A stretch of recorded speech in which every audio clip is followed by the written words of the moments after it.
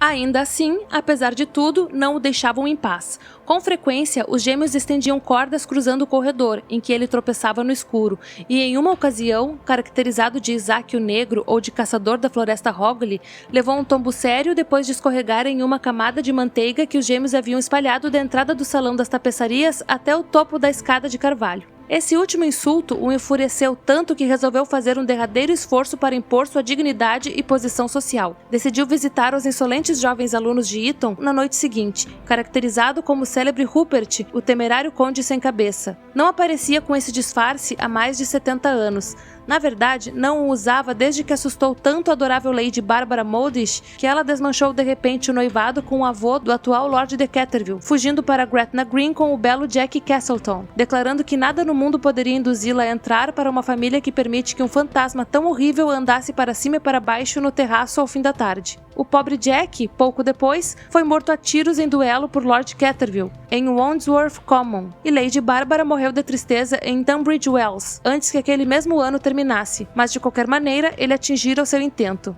Mas essa era uma caracterização extremamente difícil, se é que posso usar essa expressão teatral em relação a um dos maiores mistérios do sobrenatural, ou, para empregar um termo mais científico, no mundo hipernatural, e isso ocupou-lhe completamente 3 horas de preparativos. Quando por fim tudo estava pronto, ficou muito satisfeito com a sua aparência. As grandes botas de couro para a montaria, que faziam parte do traje, eram um tanto grandes demais para ele e só conseguiu encontrar uma das 2 pistolas, mas, de certa forma, estava totalmente satisfeito. A 1h15, atravessou o painel da parede e arrastou-se pelo corredor. Ao chegar ao quarto ocupado pelos gêmeos, o qual, devo mencionar, era chamado de quarto da cama azul por causa da cor das tapeçarias, encontrou a porta apenas entreaberta. Desejando fazer uma entrada de efeito, escancarou a porta e então um pesado jarro de água caiu diretamente sobre ele, molhando-o até os ossos e por pouco não lhe acerta o ombro esquerdo. No mesmo instante, ouviu risos abafados que vinham da cama de dossel. O choque sobre seu sistema nervoso foi tão grande que correu para o quarto o mais rápido que pôde. No dia seguinte estava acamado com uma forte gripe. O único consolo que teve em tudo isso foi o fato de não ter levado a cabeça consigo, pois se o tivesse feito, as consequências teriam sido muito piores. Desistiu então de toda esperança de algum dia assustar aquela grosseira família americana e contentou-se com a obrigação de arrastar-se de chinelos pelo corredor, usando um espesso cachecol enrolado ao redor do pescoço por temer correntes de ar, em um pequeno arcabuz para o caso de ser atacado pelos gêmeos. Recebeu o golpe final dia 17 de setembro. Havia descido para o grande vestíbulo de entrada, seguro de que não seria molestado. Divertia-se, satirizando as grandes fotografias feitas por Saron, do ministro dos Estados Unidos e de sua esposa, que agora ocupavam o lugar nos quadros da família Canterville. Estava simples, porém elegantemente vestido com uma longa mortalha, salpicada com lama de cemitério. Tinha amarrado o queixo com uma fita de linho amarelo que carregava uma pequena lanterna e uma pá de coveiro. Em verdade, estava caracterizado de Jonas o Insepulto, ou o ladrão de cadáveres Chertsey Benny, uma de suas mais notáveis personificações, e uma das que os Canterville sempre tiveram razões para relembrar, pois foi essa a verdadeira causa da briga com o vizinho, Lord Rufford. Era por volta das 2h15 da manhã e, até onde ele poderia garantir, ninguém se mexia. Entretanto, ao se dirigir para a biblioteca para ver se havia algum traço da mancha de sangue,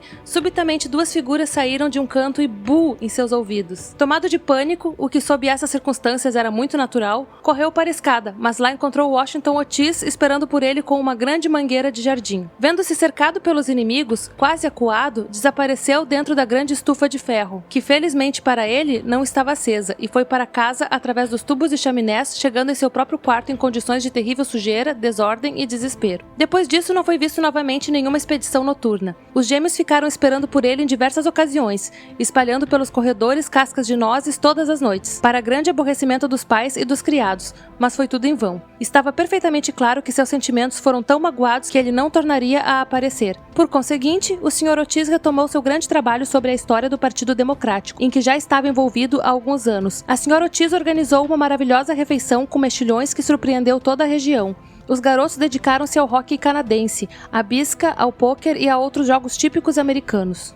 E Virginia cavalgava pelas alamedas com seu pônei, acompanhada pelo jovem Duque de Cheshire, que tinha vindo passar a última semana de férias em Canterville Chase. Era aceito por todos que o fantasma tinha partido, e o Sr. Otis escreveu uma carta nesse sentido para Lord Canterville, que em resposta expressou grande prazer pela notícia, enviando congratulações ao ministro e sua digna esposa. Mas os Otis estavam enganados, pois o fantasma permanecia na casa e, ainda que quase inválido naquele momento, não estava de forma alguma pronto para esquecer o ocorrido, especialmente depois de ter ouvido que entre os hóspedes estava o jovem Duque de Cheshire, cujo tio-avô, Lord Francis Stilton, certa vez apostou 100 guinéus com o coronel Carberry, como jogaria dados com o fantasma de Canterville. Fora encontrado na manhã seguinte deitado no salão de jogos em tal estado irremediável de paralisia que, mesmo tendo vivido até a idade avançada, nunca mais pôde dizer qualquer coisa além de duplo 6.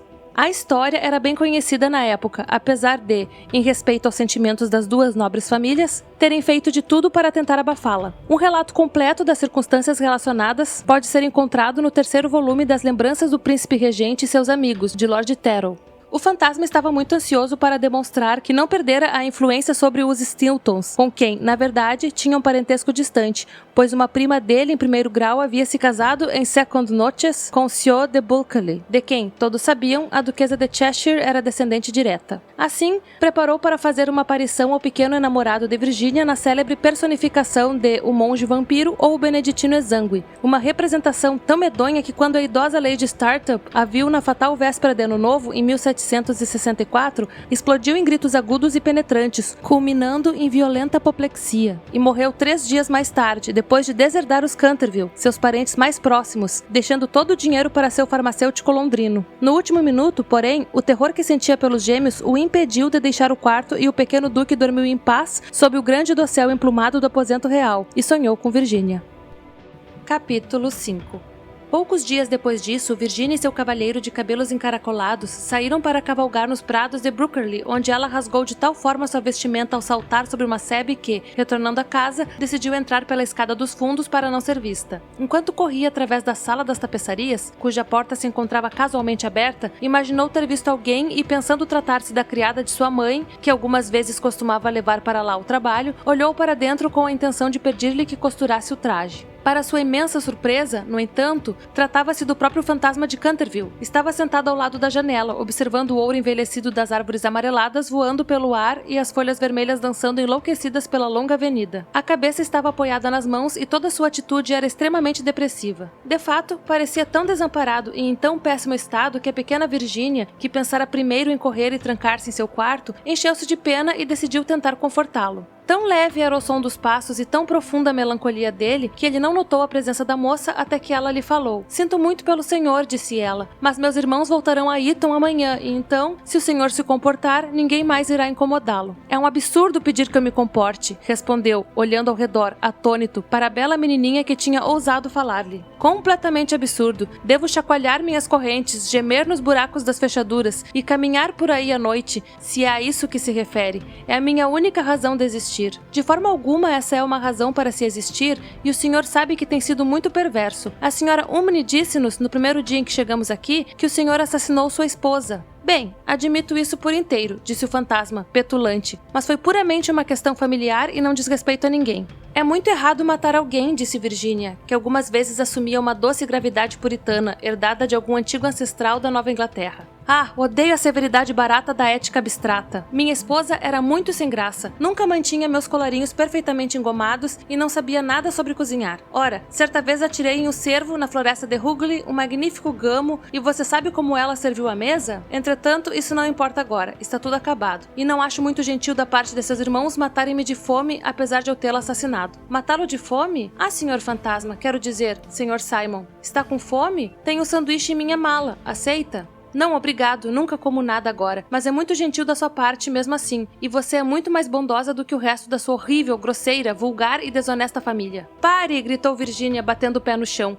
"O senhor é que é horrível, grosseiro, vulgar e, quanto à desonestidade, o senhor sabe que roubou as tintas da minha caixa na tentativa de restaurar aquela ridícula mancha de sangue na biblioteca. Primeiro, o senhor levou todos os meus vermelhos, inclusive o vermelhão, e não pude mais pintar o pôr do sol. Então o senhor pegou o verde esmeralda e o amarelo cromado. Por fim, não me restou nada além do índigo e do branco chinês. Então, só pude fazer cenas enluaradas, que são sempre depressivas de se ver e nem um pouco fáceis de pintar. Nunca o denunciei, apesar de ter ficado muito aborrecida. E o mais ridículo de tudo, alguém já ouviu falar de sangue verde esmeralda? Bem, de fato, disse o fantasma de Canterville, um tanto constrangido. O que eu poderia fazer? Conseguir sangue de verdade é uma coisa extremamente difícil hoje em dia. E como foi o seu irmão que começou isso tudo com o detergente modelo, não há razões por que não deva pegar suas tintas. E quanto à cor, é tudo uma questão de gosto. Os Canterville têm sangue azul, por exemplo, o mais azul de toda a Inglaterra.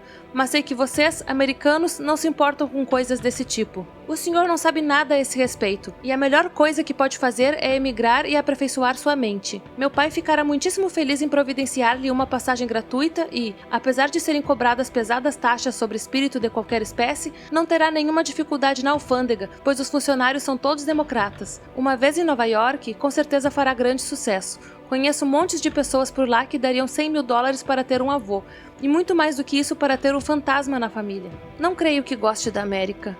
Suponho que seja porque não temos ruínas nem curiosidades, disse Virginia brincando. Nenhuma ruína, nenhuma curiosidade, respondeu o fantasma. Vocês têm sua marinha e seus costumes. Boa noite, direi ao papai para dar os gêmeos uma semana extra de férias. Por favor, não vá, senhorita Virginia, ele exclamou. Estou tão solitário e infeliz que realmente não sei o que fazer. Quero dormir, mas não consigo. Isso é completamente absurdo. O senhor deve simplesmente ir para a cama e apagar a vela. Algumas vezes é muito difícil manter-se acordado, especialmente na igreja, mas não há nenhuma dificuldade em dormir. Ora, até mesmo os bebês sabem fazer isso. E eles não são muito espertos. Eu não durmo há 300 anos, disse melancolicamente, e os belos olhos azuis de Virginia abriram-se espantados. Por 300 anos eu não durmo. E estou tão cansado. Virginia ficou muito séria e seus lábios tremeram como pétalas de rosas. Aproximou-se dele, ajoelhando-se ao seu lado. Olhou para o rosto velho e abatido. Pobre, pobre fantasma, murmurou. Não há nenhum lugar em que possa dormir?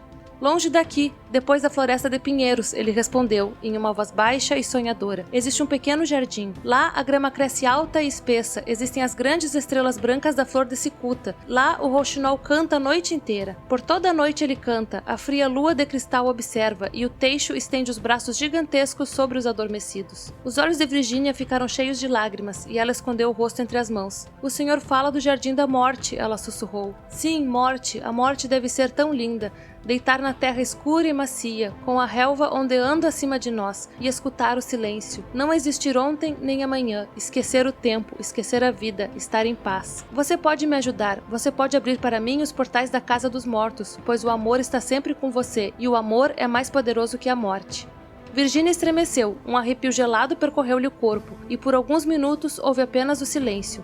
Sentiu-se como se estivesse em um sonho terrível. Em seguida, o fantasma falou novamente e a voz soou como um suspiro do vento. Alguma vez você leu a profecia escrita na janela da biblioteca? Ah, com frequência, exclamou a pequena garota, erguendo os olhos. Eu a conheço perfeitamente bem. Está pintada em letras estranhas, muito difíceis de ler. São apenas 6 linhas. Quando uma menina dourada puder arrancar preces dos lábios de um pecador, quando a amendoeira estéril frutificar e uma criança derramar seu pranto, então toda a casa ficará tranquila e a paz retornará a Canterville. Mas não sei o que significam. Significam, disse ele, que você precisa chorar por mim, por meus pecados, porque não tenho lágrimas, e rezar comigo por minha alma, porque não tenho fé. E então, se você se mantiver doce, bondosa, gentil, o anjo da morte terá misericórdia de mim. Você verá formas temíveis na escuridão. Você verá formas temíveis na escuridão, e vozes cruéis irão sussurrar em seus ouvidos, mas não lhe farão mal, pois contra a pureza de uma criança as forças do inferno não conseguem prevalecer.